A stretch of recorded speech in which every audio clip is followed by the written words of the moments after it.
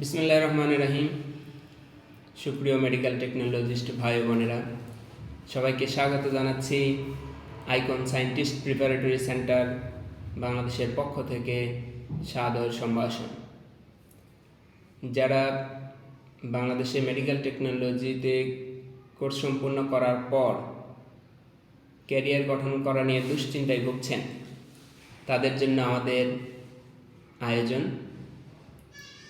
Diploma medical technology সম্পূর্ণ করার পর বিএসসি কোর্স করতে দেশের বাইরে যাওয়ার জন্য যেমন আয়োজন রয়েছে, তেমনি তাদের কোর্স সমাপনী সার্টিফিকেটসমূহ, একাডেমিক ট্রান্সক্রিপ্টগুলোকে ইভ্যালুয়েশন করার আয়োজন আমাদের আইকন সায়েন্টিস্ট প্রিপারেটরি সেন্টারে রয়েছে। আমাদের কাছে আপনাদের যে কোনো সমস্যা লিখতে পারেন, আমরা আপনাদের সমস্যাগুলো সমাধানের জন্য সর্বাত্মক সহযোগিতা দেওয়ার জন্য আমাদের সাধ্যমতো চেষ্টা করব ইনশাআল্লাহ। আমরা চাই বাংলাদেশের প্রেক্ষাপটে নীতিগত যে জটিলতা রয়েছে, নীতিমালাগত যে অসঙ্গতি রয়েছে, যে কারণে আমরা আমাদের সম্ভাবনাময় একাডেমিক কোর্স সম্পূর্ণ করার পরও আমাদের যথাযথ মূল্যায়ন না পাওয়ায় যে হতাশায় ভুগছি, এই হতাশা থেকে দূর করার জন্য একটি উপায় হতে পারে বহির্বিশ্বে আমাদের উচ্চশিক্ষা গ্রহণ করা অথবা বহির্বিশ্বে আমাদের জব সংগ্রহ করে সেখানে সেটেল হওয়া। সেই সুযোগগুলো আমাদের রয়েছে।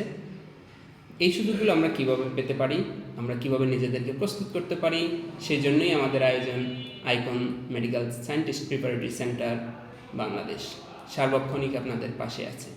আপনারা সাথে থাকুন, আমরা আপনাদের সাথেই থাকবো ইনশাআল্লাহ।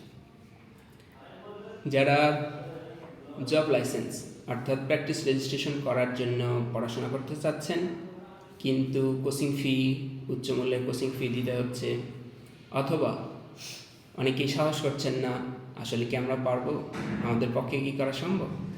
আমেরিকার মতো দেশে প্র্যাকটিস রেজিস্ট্রেশন সম্পূর্ণ করা, যেটাকে অনেকে জব লাইসেন্স বলছে, সেটা পাওয়ার, পরীক্ষা উত্তীর্ণ হওয়া আমার পক্ষে কি সম্ভব? ডিপ্লোমা দিয়ে কি সম্ভব, নাকি বিএসসি করতেই হবে?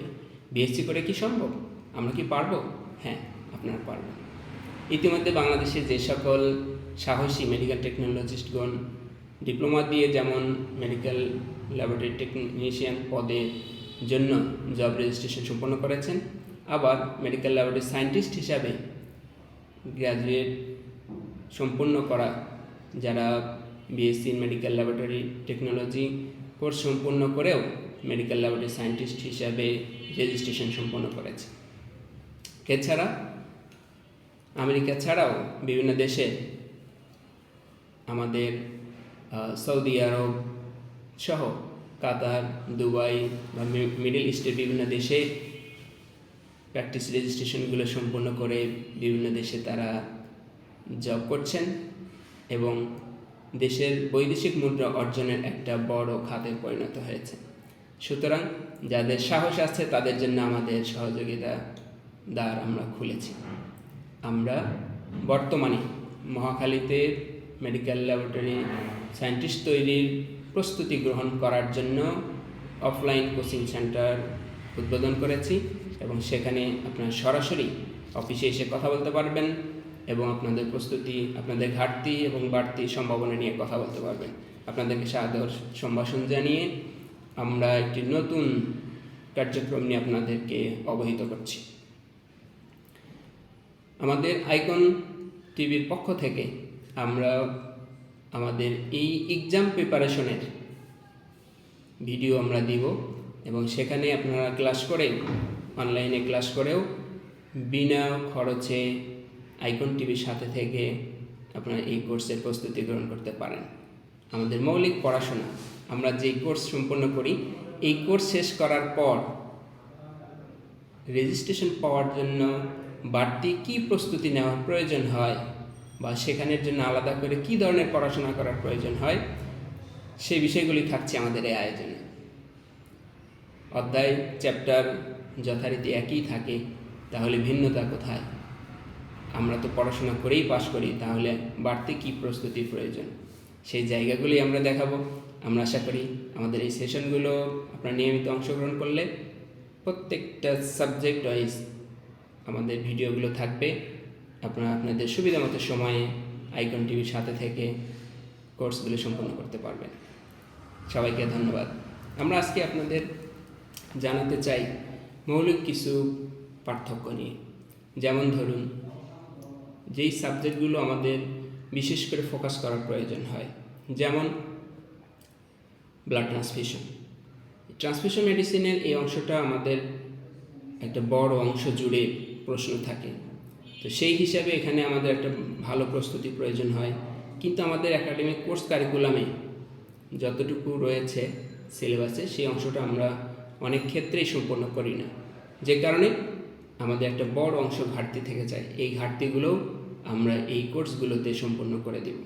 যারা সরাসরি কোচিংয়ে ভর্তি হয়ে পড়াশোনা করছেন তারা এগিয়ে গেছেন, যারা কোচিং করার জন্য সুযোগ পাচ্ছেন না তাদেরকে এই আয়োজনের সাথে যুক্ত থেকে সম্পূর্ণ বিনা খরচে কোর্স করার প্রস্তুতি আপনাদেরকে আমরা দিয়ে দেব। সুতরাং আমরা আর দেরি নয়, আমরা আপনাদের শুরু করছি আমাদের আজকের আয়োজন।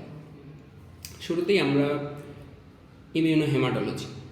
ইমিউনোহেমাটোলজির একটা মৌলিক অংশই হচ্ছে ব্লাড ট্রান্সফিউশন, এবং ব্লাড ট্রান্সফিউশনের প্রথম আলোচনায় থাকে ডোনার সিলেকশন এবং তার প্রস্তুতি। এছাড়া ডোনারগুলো কোন কোন ক্রাইটেরিয়ার কারণে তারা ব্লাড দিতে সক্ষম হবে না, আমরা কোন কোন ক্রাইটেরিয়াগুলো নিয়ে আমরা তাদেরকে ব্লাড গ্রহণ করব না, সে বিষয়গুলো আমাদের দেশে কিছু প্র্যাকটিস রয়েছে। তো এই ছাড়াও আমাদের বিশেষ কোন বিষয়গুলো, কোন টপিকগুলো এবং কোন কন্টেন্টগুলো একটু ভিন্নতা রয়েছে, সে বিষয়গুলোই আমাদের বাড়তি ফোকাস করানো গেলে আমরা সহসাই সেগুলোকে রিকভারি করতে পারি। শুরুতেই আমরা একটু দেখি যে একজন পেশেন্টকে ব্লাড দেওয়ার জন্য আমরা যে রিকুইজিশন ফর্ম পেয়ে থাকি সে আলোকে আমরা আমাদের কাছে আগত ব্লাড ডোনারের ফিজিক্যাল এক্সামিনেশনগুলো দেখা হয়। সেখানে তার ওজন এবং সেখানে তার বয়স এবং সামগ্রিকভাবে তার অ্যাপিয়ারেন্সগুলো আমরা দেখে থাকি। এর সাথে কিছু মৌলিক বিষয় রয়েছে, যেমন তার তাপমাত্রা। যদি তাপমাত্রা বেশি থাকে সে অংশগুলোকে তার অযোগ্যতা হিসাবে গণ্য হয়, এবং একই সাথে যদি তার ব্লাড প্রেশার বেশি থাকে এবং সেটা যদি মিনিমাম লেভেলকে অতিক্রম করে তাহলে সেটাও ব্লাড দেওয়ার জন্য প্রতিবন্ধকতা তৈরি করে। আবার যদি এমন হয় তার হিমোগ্লোবিন লেভেল যা রয়েছে বাংলাদেশের প্রেক্ষাপটে যে ভ্যালু রয়েছে সেই ভ্যালুর তুলনায় আমেরিকান প্রেক্ষাপটে কোন ভ্যালুটা প্রিফার করে সেই অংশগুলি আমরা দেখছি। তাহলে এখানে আমাদের মৌলিক পয়েন্ট হচ্ছে তাপমাত্রা। একজন ডোনারের তাপমাত্রা হচ্ছে 99.5 ডিগ্রি ফারেনহাইট, এটাকে 37.5 ডিগ্রি সেন্টিগ্রেডে কাউন্ট করানো হচ্ছে। এছাড়া তার ওজনকে যদি আমরা 110 পাউন্ড হিসাবে ধরি তাহলে ওজন তার কেজিতে 50 কেজি। তো সেক্ষেত্রে আমাদের কাছে একটা ইম্পর্টেন্ট ইস্যু হচ্ছে ডোনারের হিমোগ্লোবিন। সাধারণত বাংলাদেশের প্রেক্ষাপটে আমরা এটাকে 12 থেকে নর্মাল হিসাবে কাউন্ট করে থাকি, 12 থেকে 16, কিন্তু আমেরিকান প্রেক্ষাপটে এই ইস্যুটাকে একটু ভিন্নতা রয়েছে। তো এই ভিন্নতার জায়গাগুলোকে আমরা বাড়তি করে যদি ফোকাস করি তাহলে আমাদের নির্ভুলতার জায়গা আমরা আরও বেশি কারেকশনের দিকে যেতে পারব। সেই হিসাবে সেখানে রয়েছে 12.5 থেকে 18 পর্যন্ত। তো এখানে একটা উল্লেখযোগ্য অংশ রয়েছে যে এখানে পুরুষ এবং মহিলাদের জন্য কিছুটা ভিন্নতা রয়েছে। তো এখানে আমরা যে বিষয়টা বাড়তি করে দেখি যে যদি 12.5 গ্রাম পার হিসাবে আমরা ধরি, গ্রাম পার ডিএল, তো এটার একটা একই সাথে হেমাটোক্রিটেরও এর সংযোগ রয়েছে। তাহলে মৌলিকভাবে এটা হচ্ছে 13 থেকে 18 গ্রাম পার ডিএল থেকে 18 গ্রাম পার ডিএল। তো এটা ফিমেলের ক্ষেত্রে 12.5 থেকে এটা শুরু হবে। তো এইভাবে পুরুষ এবং মহিলার যে এই ভিন্নতা, এই ইস্যুগুলো বাংলাদেশের প্রেক্ষাপটে হয়তো এটাকে 12তে নর্মাল ধরা হতো, কিন্তু এখানে এসে আমরা এটা 12.5কে এখানে প্রিফার করানো হচ্ছে। যদিও কিছু অটোলোগাস কিছু ইস্যু রয়েছে, যেগুলো ডোনার নিজের ব্লাড অপারেশন বা বিশেষ প্রস্তুতির পূর্বে অগ্রিম সংগ্রহ করে রাখা হয়, এবং সেক্ষেত্রে হিমোগ্লোবিন লেভেল কম থাকলে সেটাকেও কাউন্ট করানো হয় এবং নর্মাল হিসাবে দেখানো হয়। এছাড়া আরেকটি ইস্যু রয়েছে, আমাদের বাংলাদেশের প্রেক্ষাপটে রয়েছে একজন ডোনার ব্লাড দেওয়ার পর 3 মাস পরে তিনি আবার ব্লাড দিয়ে থাকেন, কিন্তু আমেরিকান স্ট্যান্ডার্ডে এর ইন্টারভ্যালের জায়গাগুলো হচ্ছে 8 উইকস, তার মানে মোটামুটি 2 মাস। তাহলে এখন আমরা প্র্যাকটিস করছি 3 মাস, কিন্তু আমেরিকান পরীক্ষার প্রস্তুতির জন্য আমাদেরকে 8 উইকসের জায়গাটাকে আমাদের ফোকাস করতে হবে। এছাড়া আমাদের আরও একটা ইস্যু রয়েছে যে আমরা একজন ডোনার কি পরিমাণ ব্লাড, আমরা নর্মালি যেমন 1 ব্যাগ ব্লাড সংগ্রহ করে থাকি, এটা কি আরও বেশি নেওয়া সম্ভব, বা এটা কতটুকু কম নেওয়ানো উচিত? তাহলে এই ইস্যুগুলোর জন্য কিছু মৌলিক মানদণ্ড রয়েছে, যেমন একজন ডোনারের কাছ থেকে আমরা 10.5 ml হোল ব্লাড থেকে প্রতি কেজি বডি ওয়েটের 10.5 ml ব্লাড আমরা সর্বোচ্চ সংগ্রহ করতে পারি।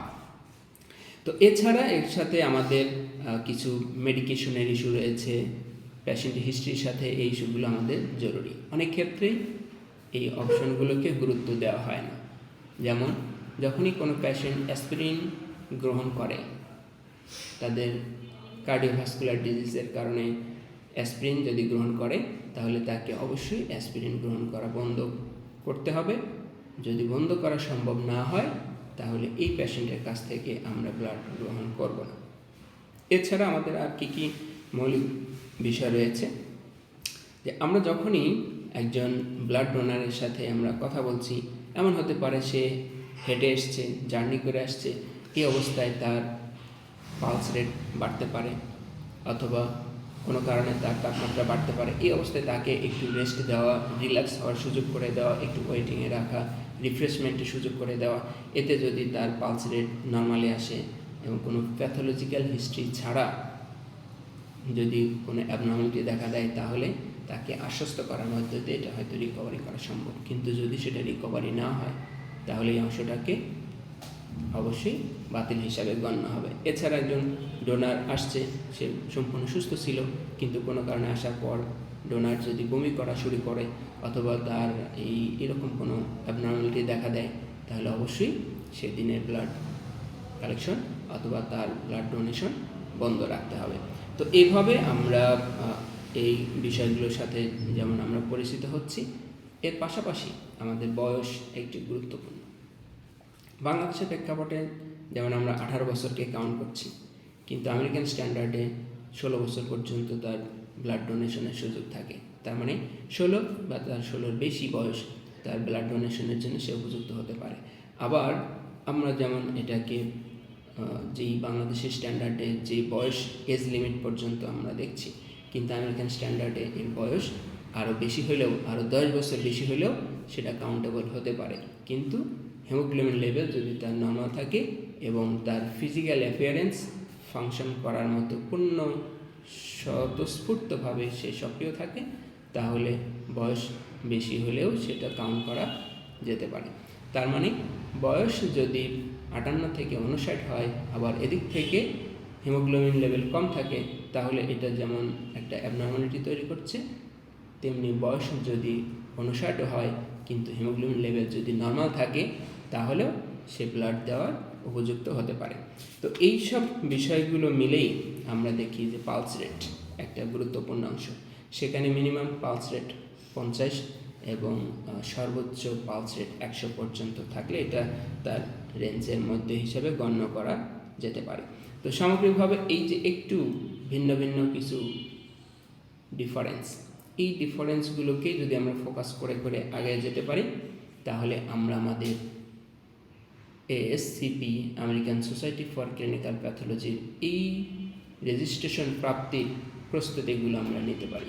এভাবে আমরা ধরে ধরে আপনাদেরকে দেখাবো কোন অংশগুলোকে বাড়তি ফোকাস দিতে হবে এবং কিভাবে এই অংশগুলোকে আপনার মনে রাখা সহজ হতে পারে, এবং আপনি কিভাবে নিজের জানা অংশটাকে আর কতটুকু কারেকশন করে রেজিস্ট্রেশন পরীক্ষার প্রস্তুতি গ্রহণের জন্য নিজেকে উপযুক্ত করতে পারেন, সেই বিষয়গুলো আমরা ধাপে ধাপে আপনাদেরকে এগিয়ে নিয়ে যাব।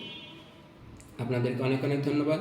সামনের ভিডিওতে আমরা পরবর্তী চ্যাপ্টার নিয়ে আরও বিস্তারিত আলোচনা করব। আজকে এই পর্যন্তই। সবাইকে শুভেচ্ছা জানাচ্ছি আগামী পর্বের জন্য। আসসালামু আলাইকুম ওয়া রাহমাতুল্লাহ।